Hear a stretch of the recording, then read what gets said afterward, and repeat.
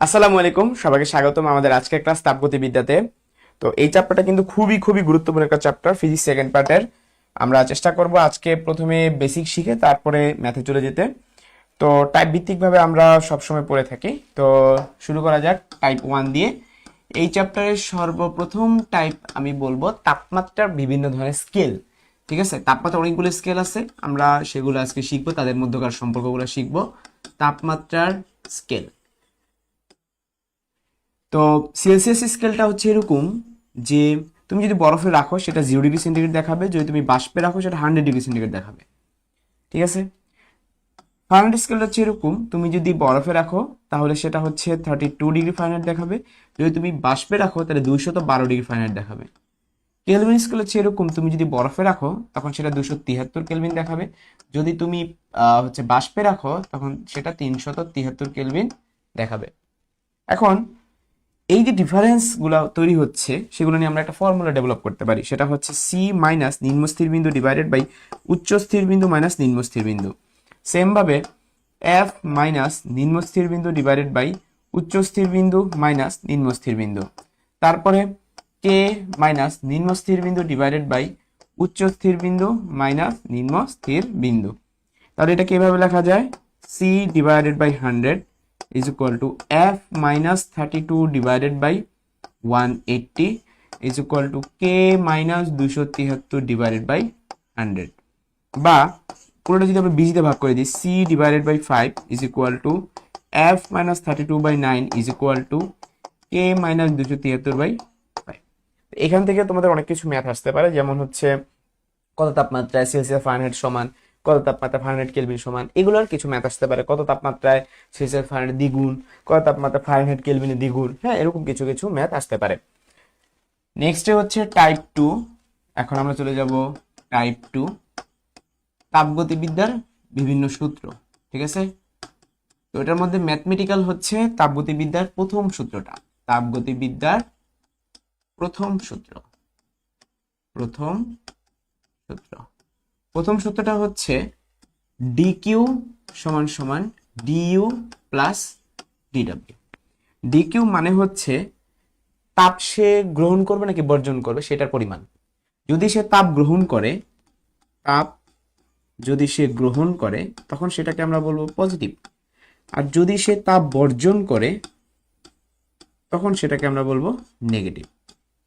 যদি তাপমাত্রা বাড়ে, যদি তাপমাত্রা বাড়ে তখন সেটাকে আমরা বলবো ডিইউটা পজিটিভ, যদি তাপমাত্রা কমে তখন ডিইউটা হবে নেগেটিভ। যদি সিস্টেম নিজে কাজ করে, সিস্টেম নিজে কাজ করলে তখন সেটা হবে পজিটিভ, সিস্টেমের উপর কাজ করলে, সিস্টেমের উপর কাজ করলে তখন সেটা হবে নেগেটিভ। এই যে আমাদের পজিটিভ নেগেটিভ এই কাজগুলো ফাও ফাও না, এগুলো ম্যাথে কিন্তু কাজে লাগবে। দেখো সামনে আমরা যখন ম্যাথ করবো তখন কাজে লাগবে। এরপর চলে যাচ্ছি হলো টাইপ 3। নেক্সট আমরা পড়বো টাইপ 3 সমষ্ণ প্রক্রিয়া। দেখো নামের মধ্যে কিন্তু লেখা আছে জিনিসটা আসলে কি। তুমি যদি এটাকে সন্ধি বিচ্ছেদ করো তাহলে কি পাবা, সম যোগ উষ্ণ, অর্থাৎ টেম্পারেচারটা সেম। আমরা টি যদি ফিক্স থাকে তখন আমরা বয়েলের সূত্র থেকে পড়ছিলাম যে পি এর সাথে ভি এর সম্পর্কটা হবে ব্যস্তানুপাতিক, অর্থাৎ P1 divided by P2 is equal to V2 divide by V1। ব্যস্তানুপাতিক হলে উল্টাটা হয়, বা কোনাকুনি গুণ করলে P1 V1 is equal two P2 V2। তো এটা গ্রাফগুলো কিরকম হয়ে থাকে, এরকম হয়ে থাকে, এটার নাম হচ্ছে আয়তাকার অধিবৃত্ত। ঠিক আছে, সমষ্ণ প্রক্রিয়াটা আসলে কিরকম, এই প্রক্রিয়াটা খুব স্লো, একটা স্লো প্রসেস। ঠিক আছে, এই প্রক্রিয়াতে টেম্পারেচার যেহেতু ফিক্স থাকে, তো একটু আগে আমরা পড়ছিলাম যে ডিইউটা হলো টেম্পারেচার উপর ডিপেন্ডেন্ট। হ্যাঁ, ডিইউ যে ফর্মুলা সেটা হচ্ছে এনসিভি ডিটি। ডিইউর ফর্মুলা কত, এনসিভি ডিটি। তো যেহেতু টেম্পারেচার ফিক্সড, টেম্পারেচার ফিক্সড হলে ডিটিটা কত, 0। ডিটি মান যেহেতু 0, সো ডিইউর মানও 0 হবে। এখন ডিইউর মান 0 হলে কি ঘটনা ঘটে, দেখো আমরা জানি ডিকিউ সমান সমান ডিইউ প্লাস ডিডব্লিউ। তো ডিইউর মান 0 হলে DQ is equal two DW হয়। সো এই জিনিসটা তোমাদের খুব খুব কাজে লাগবে। ক্লিয়ার? এই ছিল আমাদের সমষ্ণ প্রক্রিয়া। এরপরে চলে যাচ্ছি টাইপ 4 রুদ্ধতাপীয় প্রক্রিয়া। টাইপ 4 রুদ্ধতাপীয় প্রক্রিয়া, টাইপ 4। ওকে, রুদ্ধতাপের প্রক্রিয়াটা কিন্তু খুব ফাস্ট, রুদ্ধতাপের প্রক্রিয়াটা খুব ফাস্ট। রুদ্ধতাপের প্রক্রিয়ায় তাপের কোনো আদান প্রদান হয় না, মানে ডিকিউর মানটা 0। এখন ডিকিউর মান যদি 0 হয়, এই জিনিসটাকে আমরা এভাবে বলতে পারি, ডিকিউ সমান সমান ডিইউ প্লাস ডিডব্লিউ। জিনিসটাকে বলা যায় যে 0 সমান সমান ডিইউ প্লাস ডিডব্লিউ, অথবা ডিইউ সমান সমান কত হবে, মাইনাস ডিডব্লিউ। এখন এখানে ডিডব্লিউর একটা ফর্মুলা আছে, সেটা হচ্ছে পিডিভি। তাহলে ডিইউ সমান সমান minus of P into dv. এখন এই ডিভি আবার দুইটা ঘটনা ঘটতে পারে, ডিভির দুইটা ঘটনা ঘটতে পারে, যে যদি আয়তন প্রসারণ হয়, যদি প্রসারণ হয় তখন সেই ক্ষেত্রে ডিভিটা কি হবে, পজিটিভ।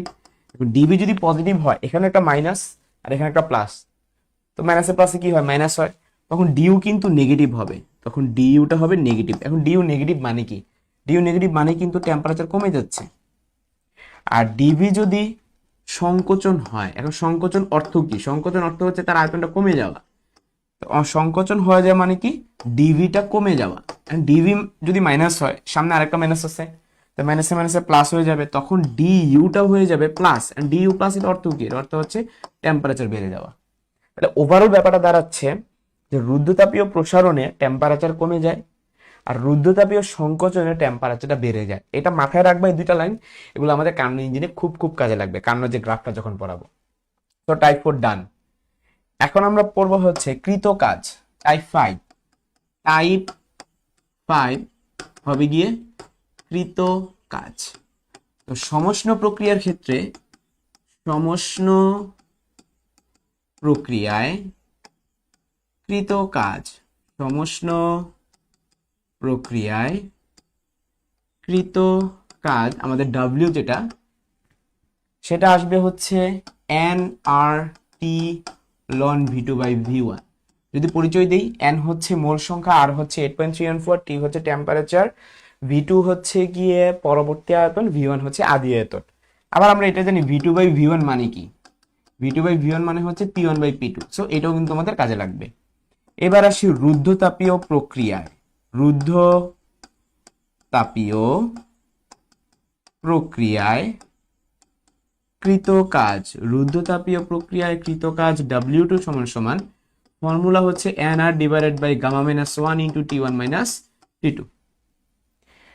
এখানেও সেম কাহিনী, আমরা n এর মান মোল সংখ্যা, আর এর মান হচ্ছে মোলার গ্যাস ধ্রুবক, গামা হচ্ছে আমাদের যে রুদ্ধতাপীয় প্রক্রিয়ার ক্ষেত্রে আমরা যে কনস্ট্যান্টটা ব্যবহার করে থাকি উপরে গামা, সেটা টি2 ভি2 গামা। ঠিক আছে, এই গামাটাই ঠিক আছে আমাদের জানতে হবে। গামাটা আসলে কি, যদি এক পারমাণবিক গ্যাস হয়ে থাকে, এই কনস্ট্যান্টের মান হবে, এক পারমাণবিক হলে গামার মান 1.67। যেমন ফর এক্সাম্পল হিলিয়াম, নিয়ন, এরা। যদি দ্বিপারমাণবিক হয় তখন গামার মান হবে 1.4, যেমন হাইড্রোজেন, অক্সিজেন, নাইট্রোজেন, এরা। যদি 3 বা তার চেয়ে বহু হয়ে থাকে তখন গামার মানটা হবে 1.3, যেমন হচ্ছে তোমার সালফার ডাইঅক্সাইড, কার্বন ডাইঅক্সাইড, এরা। ক্লিয়ার? সো মান দিয়ে দিবে, তুমি বসাই দিবে, অঙ্ক শেষ। তো এর মাধ্যমে আমাদের কৃত কাজ শেষ। এরপরে চলে যাচ্ছি টাইপ 6, কার্নোগ্রাফ।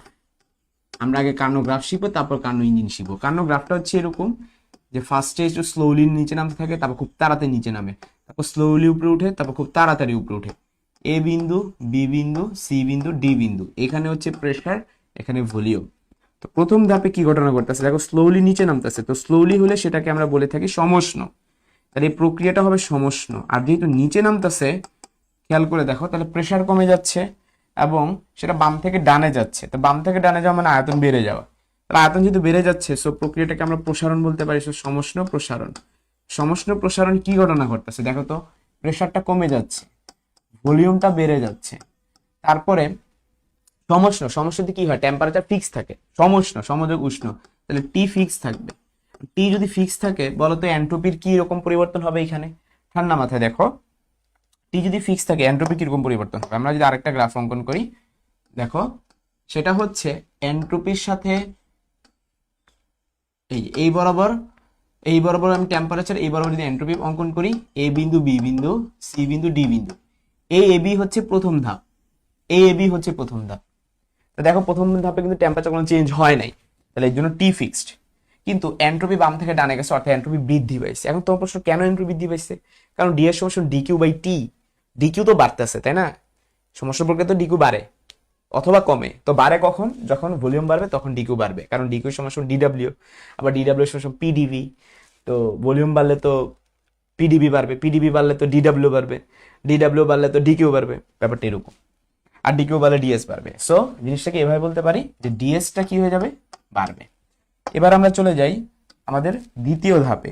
দ্বিতীয় ধাপের নাম কি? দ্বিতীয় ধাপের নাম হচ্ছে, সে খুব তাড়াতাড়ি নিচে নামতেছে, সো এটাকে আমরা বলবো রুদ্ধতাপীয়। রুদ্ধতাপীয়। আর যেহেতু বাড়তেছে, বাম থেকে ডানে যাচ্ছে, সো এটাকে বলবো প্রসারণ। তো এখানে কি ঘটনা ঘটতেছে দেখো, এখানে প্রেসার কিন্তু আস্তে আস্তে কমে যাচ্ছে। সো প্রেসার কমতেছে, ভলিউম কিন্তু বাড়তেছে, বাম থেকে ডানে যাচ্ছে।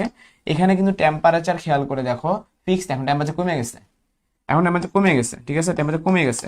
এখন এন্ট্রপির কিন্তু পরিবর্তন হবে না, কারণ রুদ্ধতাপীয় প্রক্রিয়া এন্ট্রপি পরিবর্তন শূন্য। যদি ডি এর সমান ডিকিউ বাই টি, রুদ্ধতাপীয় প্রক্রিয়াতে ডিকিউর মানে 0 হয়, তাহলে এটা বলবো ডিএস ফিক্সড, ঠিক আছে। এটাকে আমরা বলতে পারি এন্ট্রপি ফিক্সড বা ডিএস এর পরিমাণটা শূন্য, ঠিক আছে। DS is equal two 0। কোনো কিছুর পরিবর্তন শূন্য মানেই হচ্ছে সে ফিক্সড। এরপর তৃতীয় ধাপে কি ঘটনা ঘটতেছে দেখো।